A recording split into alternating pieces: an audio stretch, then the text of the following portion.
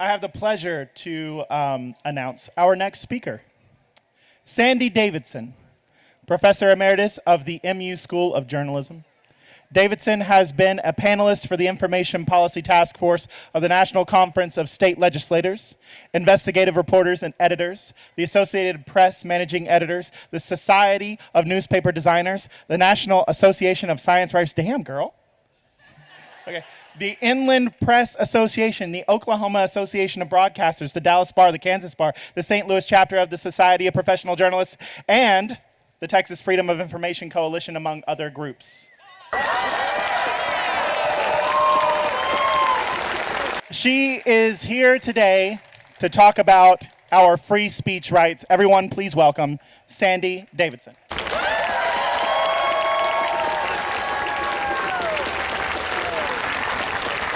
How is due process faring? I used to think the Supreme Court will take care of failures.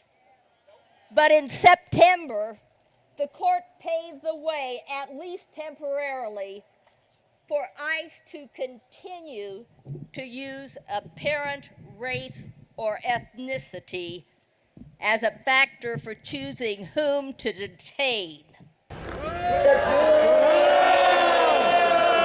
The court granted an emergency stay of an injunction against ICE agents in Los Angeles. That means Kristi Noem, Secretary of Homeland Security, won that round.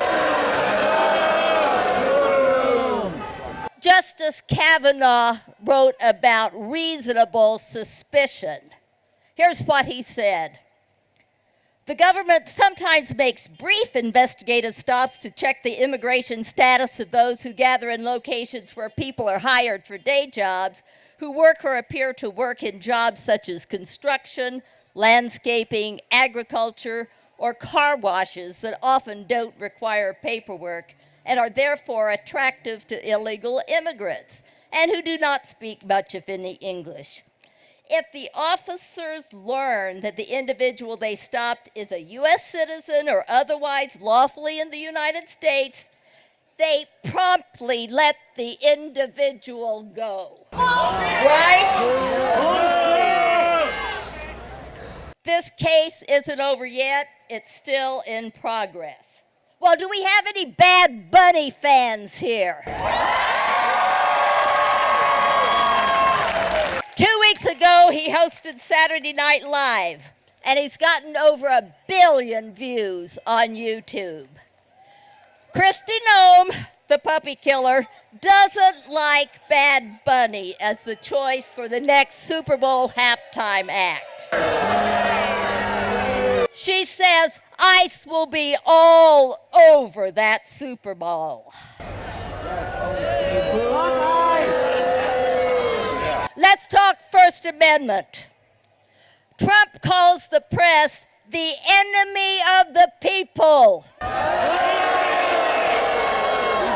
He sounds like Nixon, who also said professors are the enemy. Apparently, Trump agrees. He's battling universities.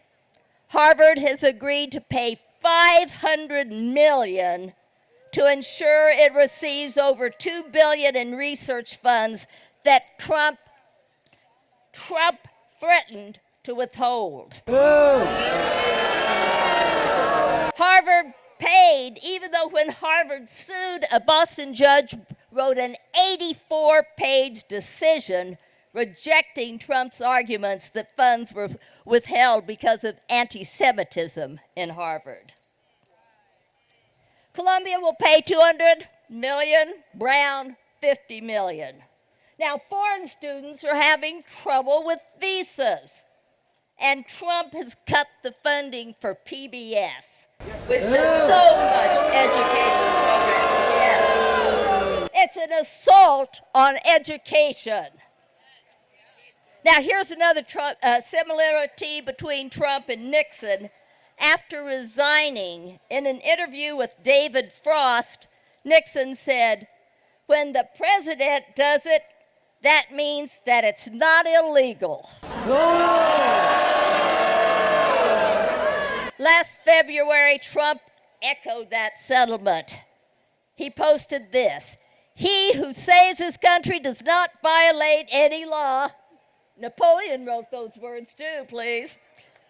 In November, in 2024, the Supreme Court ruled 6-3 in Trump versus United States that presidents have immunity from prosecution when performing official acts. Here's some of the facts in the case. We got Special Counsel Jack Smith leading the investigation into interference with the 2020 presidential election, including, of course, the January 6th attacks on the Capitol. August 2023, a federal grand jury indicted Trump on 4 counts, charging him with overturning or attempting to overturn the 2020 election results. July 1st, 2024, the Supreme Court ruled, and I quote, "The nature of presidential power entitles a former president to absolute immunity from criminal prosecution for actions within his constitutional authority."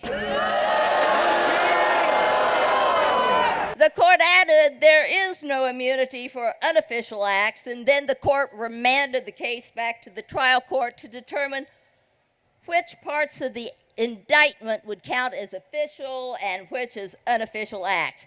That meant there was no time for a trial before the 2024 election. Justice Sotomayor dissented. She said this, yes. She said, "Today's decision to grant former presidents criminal immunity reshapes the institution of the presidency. It makes a mockery of the principle that no man is above the law."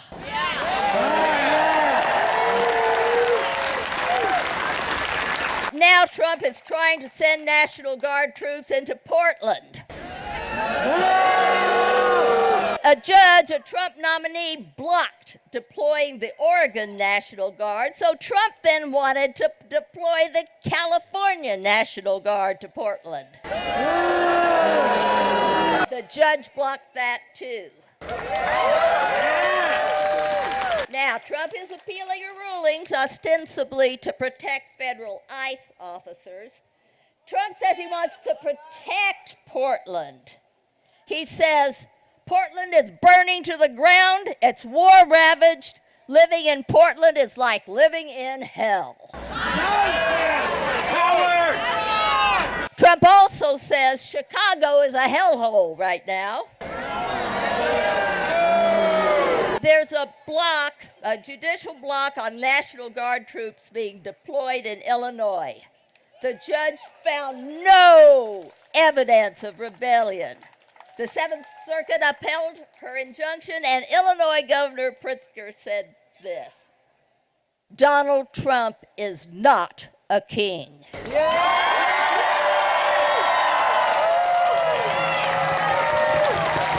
Trump would like to use the Insurrection Act of 1807, which empowers the president to use the military and to federalize the National Guard to quell rebellion and domestic violence.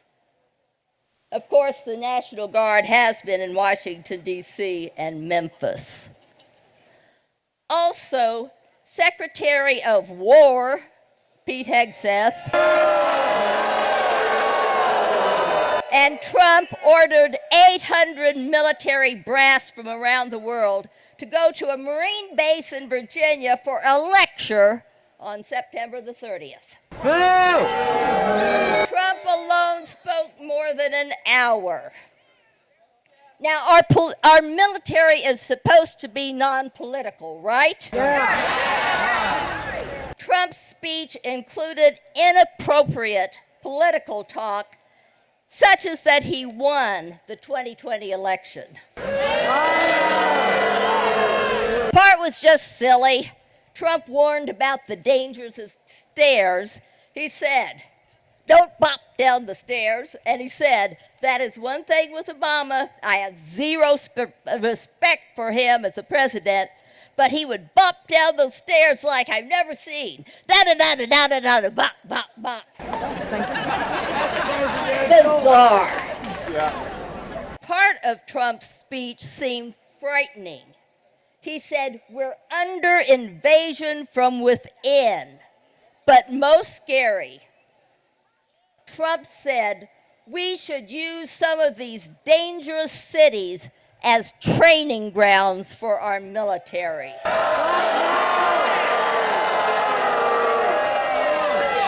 Of course, Trump continues to call the press the enemy of the people, and he loves the phrase fake news.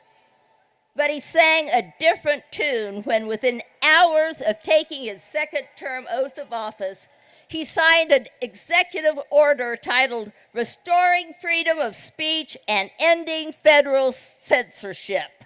Oh yes, Trump is a free speech advocate. Yeah.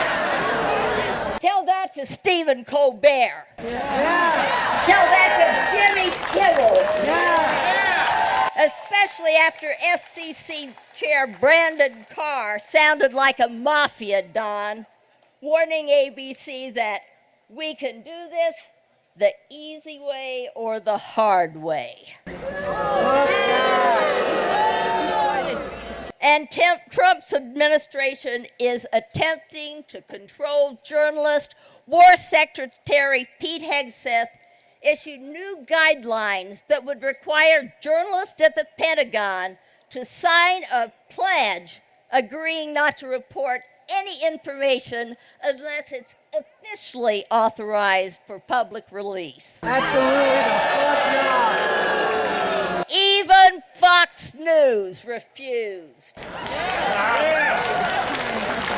And Trump said in September, "I read someplace that the networks were 97% against me.